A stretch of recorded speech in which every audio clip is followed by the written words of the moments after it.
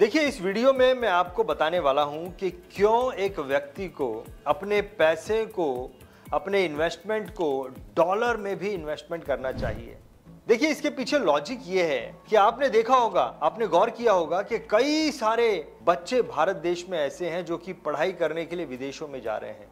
ये संख्या लाखों में है और हिस्ट्री के हिसाब से, पास्ट एक्सपीरियंस के हिसाब से वो सभी बच्चे जो विदेशों में पढ़ाई करने गए हैं, उसमें से 90% बच्चे इंडिया में वापस कभी नहीं आएंगे। वो विदेशों में ही रहेंगे और विदेशों में रहकर ही अपने आगे की जिंदगी बिताने वाले हैं।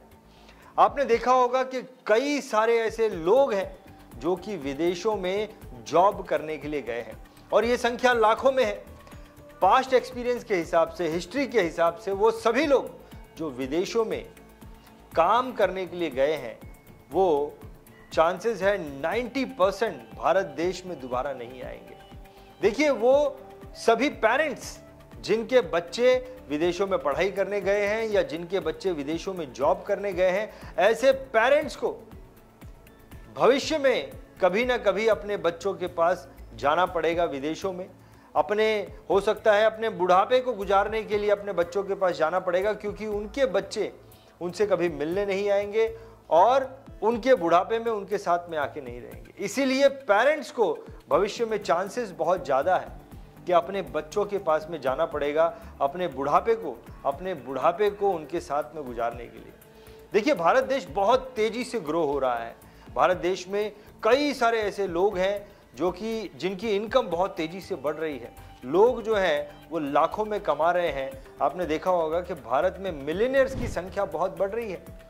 देखिए, जब व्यक्ति के पास में ज्यादा पैसे आते हैं तो व्यक्ति भारत में नहीं घूमना चाहता, अपने देश में नहीं घूमना चाहता, वो विदेश में जाके घूमना चाहता है, विदेश को एक्सप्लोर करना चाहता है, विदेश में बिजनेस करना चाहता है। भविष्य में उनके जितने भी गोल हैं, उन सारे गोल्स को पूरा करने के लिए उनको डॉलर की जरूरत पड़ने वाली है। वो सभी पेरेंट्स जो भविष्य में कभी अपने बच्चों से मिलने जाएंगे या अपना बुढ़ापा गुजारने के लिए विदेश में जाएंगे, तो उनको उस वक्त डॉलर की जरूरत पड़ने वाली है। वो सभी लोग जो विदेश में घूमने के लिए बार बार जाएंगे या विदेश को एक्सप्लोर करने के लिए जाएंगे, ऐसे लोगों को भी डॉलर की जरूरत पड़ने वाली है।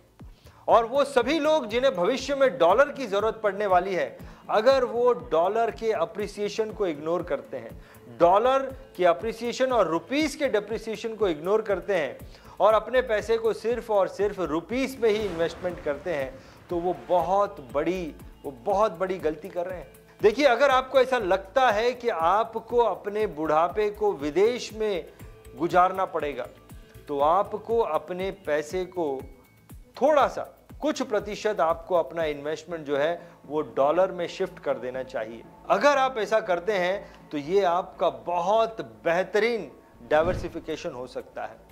देखिए, कुछ लोगों का ऐसा मानना है, कुछ लोगों का ऐसा कहना है, आप ऐसा कह रहे हैं, लेकिन भारत एक डेवलपिंग कंट्री है। भारत बहुत तेजी से ग्रो हो रहा है और आने वाले दिनों में डॉलर जो है वो डिप्रिशिएट होगा, रुपया जो है वो डॉलर के मुकाबले स्ट्रांग होगा।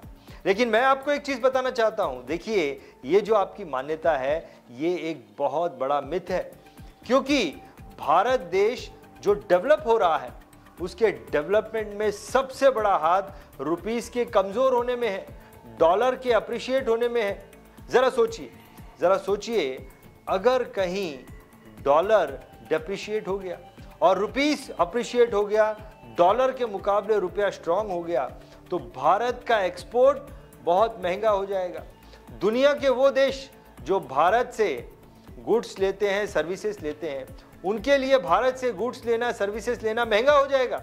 और ऐसी परिस्थिति में वो सभी देश भारत से सर्विसेज ना लेकर बांग्लादेश और चाइना जैसी कंट्रीज से सर्विस लेना शुरू करेंगे। और अगर ऐसा होता है, भारत का एक्सपोर्ट कम हो जाएगा और भारत का डेवलपमेंट की जो स्पीड है, भारत के डेवलपमेंट की स्पीड जो है वो बहुत कम हो जाएगी। और भारत कभी भी ये नहीं चाहेगा कि भारत की तरक्की जो है वो कम हो जाए, और इसीलिए डॉलर हमेशा अप्रिशिएट होता रहेगा और रुपीस हमेशा डेप्रिशिएट होता रहेगा। देखिए, फाइनेंशियल प्लानिंग का एक बहुत बड़ा नियम है और बहुत इंपॉर्टेंट नियम है, और उस नियम का नाम है डाइवर्सिफिकेशन।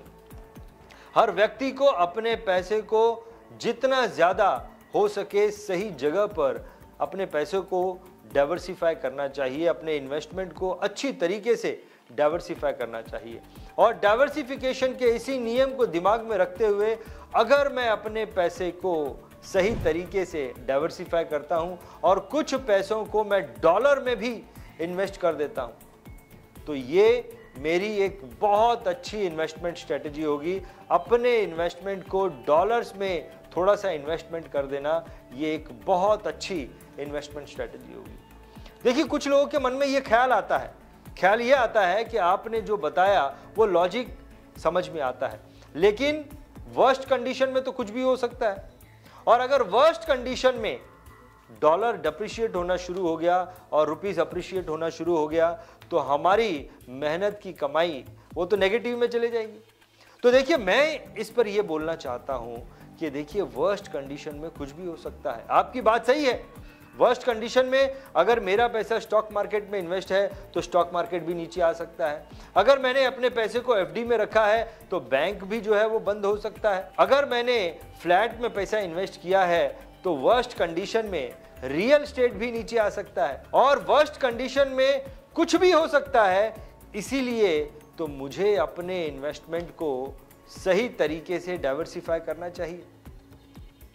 देखिए, अगर आपको मेरी बात समझ में आती है और मेरी बातों को सुनने के बाद कहीं आपके मन में ऐसा आता है कि मुझे अपने पैसे को थोड़ा डॉलर में डाइवर्सिफाई करना चाहिए, अपने पैसे को थोड़ा डॉलर में इन्वेस्ट करना चाहिए, क्योंकि भविष्य में कभी आपको विदेश जाने की नौबत आ सकती है, विदेशों में आपको डॉलर में आपको पैसे की ज़रूरत पड़ेगी।